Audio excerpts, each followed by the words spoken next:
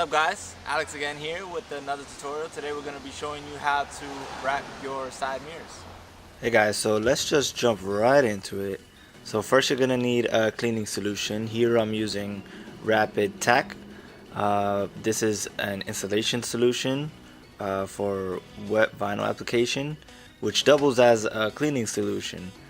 You can also use soap and water or alcohol and water, just as long as the surface is nice and clean for the vinyl to stick onto. Now you're going to want to measure the distance between each edge just to make sure you have enough material. I sell these on my website, so if you want to get them pre-cut, just go on Streetlocity.com and pick them up. Now here we're just doing where it's painted blue. We're not doing the whole entire side mirror, since that takes more effort. You would have to wrap around these edges and take off the glass to give it a good seal. And we don't really necessarily need to do the whole thing, since we just want to add some kind of style to it with the carbon fiber. Now you're basically just gonna need a heat gun, and if you have it, an application glove. If you don't have an application glove, you can also use a squeegee. Now just remove the vinyl from the backing paper, and go ahead and just give it a little bit of heat before placing it on there. A lot of people you'll see will pre-stretch it before putting on the side mirror. This is good for full side mirror wraps, but I noticed that after a while it tends to pull back because you're stretching the vinyl so heavily. So here we just want to gently place it on the surface and then kind of go around each edge and tack down our vinyl as needed, so it's not super stretched and pulled, and it'll eventually pull back. So this is a good technique right here. I'm gonna grab each edge, touch it with some heat with the heat gun, and then just pull it back around the corner so I get full coverage. The inside corner is a bit more difficult, but again, just use the same technique. Give it a little bit of heat, not too much so it'll melt right through, just enough so it's soft.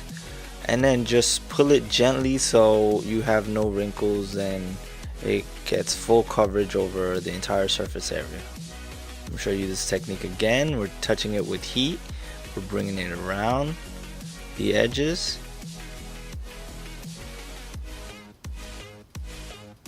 Pulling to make sure we don't get any wrinkles. Tacking it down with the application glove. Don't mind my bare fingers. I kind of just do that so I can have access to my fingernails in hard to reach areas. Now this is a good example of wrinkles and how not to be afraid of wrinkles. Remember to just pull back the vinyl a bit, touch it with a little bit of heat if you're getting any wrinkles, and then just squeegee it down or use your application glove, whichever works best. Don't be afraid to just pull it a little bit so you can get a smooth, even surface. Now you see here we're already past the edge that we want to get to. This is the edge that we're going to cut along, and as you can see, I placed vinyl past that line, at least half an inch to an inch around that edge, just so we have full coverage, and once we cut it we won't have the vinyl pulling back immediately. Now this is an important step, is post heat. After you fully wrapped your surface, make sure to touch it with some heat with the heat gun or hair dryer, just to make sure the vinyl is in place and there's no air bubbles and the surface is perfectly smooth. Now you're gonna grab your cutting knife. You could use an X-Acto, but I recommend using a 30-degree blade because they're sharper and thinner. This is an important step as well.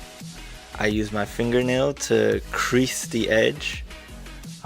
This gives the knife some direction to cut. It stays in that groove and it doesn't cut along any other edge accidentally. So you're just gonna go ahead at a slight angle, just cut into that groove. We're cutting into the groove, not onto the actual paint, so we don't really need to worry about pressure. Again, going in with the nail and then bringing in the blade.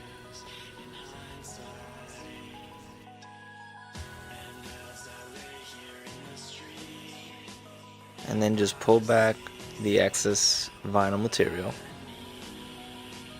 and there you have it. So this is an additional step. This is mold and hold tape. It's a edge sealer. So basically what I use this for is open edges, such as this side mirror. Since we didn't wrap it around the full edge, it kind of leaves this edge out in the open for the elements.